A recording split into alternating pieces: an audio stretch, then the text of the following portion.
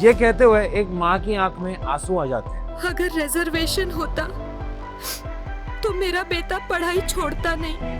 एक लड़का आजाद मैदान तक चलकर आता है, हाथ में एडमिट कार्ड लिए, और कहता है हम अपना हक मांग रहे हैं, भीख नहीं। 2 साल में जलना के लाठी चार्ज से लेकर मुंबई के आजाद मैदान तक मराठा कम्युनिटी की आवाज एक मोर्चा बन गई। अब सवाल ये है कि मराठा कम्युनिटी की डिमांड क्या थी, सरकार ने कितनी मानी, और अब आगे क्या होने वाला है।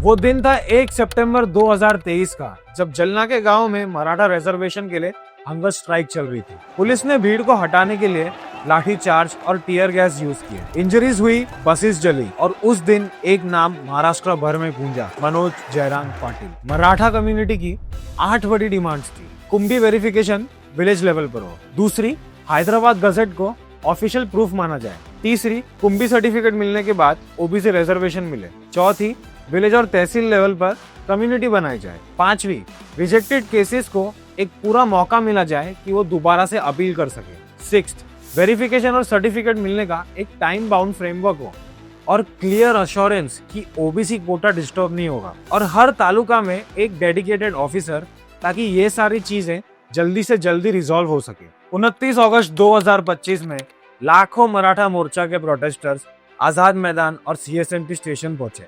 सिटी रुक गई, ट्रैफिक थम गया, बसेस को डाइवर्ट करना पड़ा, और हॉस्पिटल्स को अलर्ट पर रखा गया।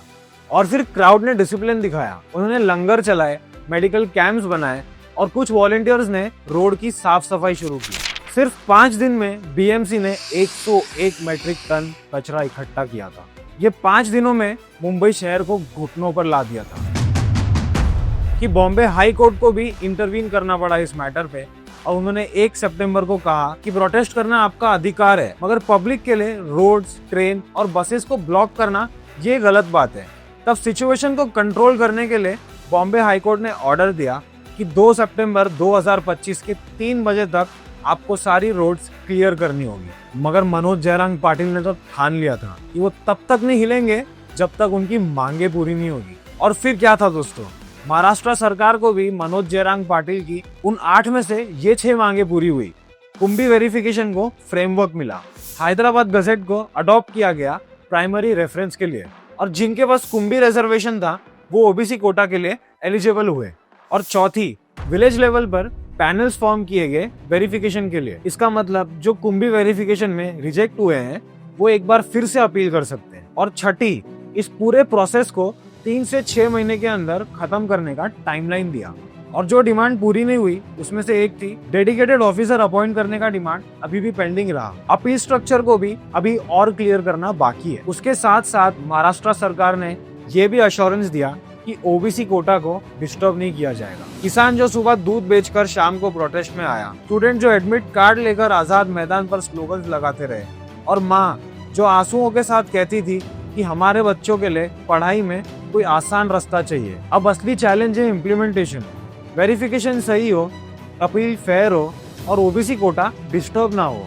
अगर ये प्रोसेस ट्रांसपेरेंट रहा तो ये आंदोलन एक मॉडल बन जाएगा कि किस तरह सिर्फ पीसफुल प्रोटेस्ट करके बिना लड़े भी अपना हक पाया जा सकता है। और जैसे ही सरकार उनकी ये मांगे मानती है, तब मराठा मोर्चा एक उल्लास, एक सेलिब्रेशन अलग ही देखने को मिलता है। उनके ये खुशी के आंसू बताते हैं कि आज उनके घर में असली दिवाली आई है।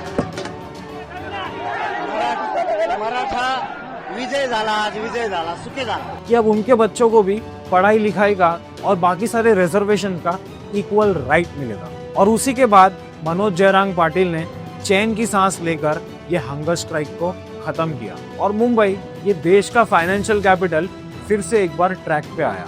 जलना के लाठी चार्ज से लेकर आजाद मैदान के मोर्चा तक 2 साल में ये मूवमेंट एंगर से एक ऑर्गेनाइजेशन बना। क्या इम्प्लीमेंटेशन फेयर होगा या ये स्ट्रगल अब भी जारी है? एक माँ की आवाज अभी भी गूंजती है आंसुओं के साथ। क्या मेरे बच्चों को भी पढ़ने का इक्वल मौका मिलेगा? क्या उन्हें भी बाकियों की तरह ओबीसी रिजर्वेशंस मिलेंगे, ताकि उनके बच्चे पढ़ लिख कर एक दिन अच्छी नौकरी पा सकें? ये सपना देखती है जलना की एक माँ। अगर आप ये वीडियो अभी तक देख रहे हैं, इसका मतलब आपको ये वीडियो पसंद आ रही है, तो हमें प्लीज लाइक करके बताएं।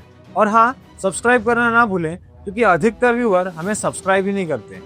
मैं हूं अनमोल शर्मा। अब हम मिलते हैं मुंबई अलर्ट स्टोरीज के अगले एपिसोड में किसी नई कहानी के साथ।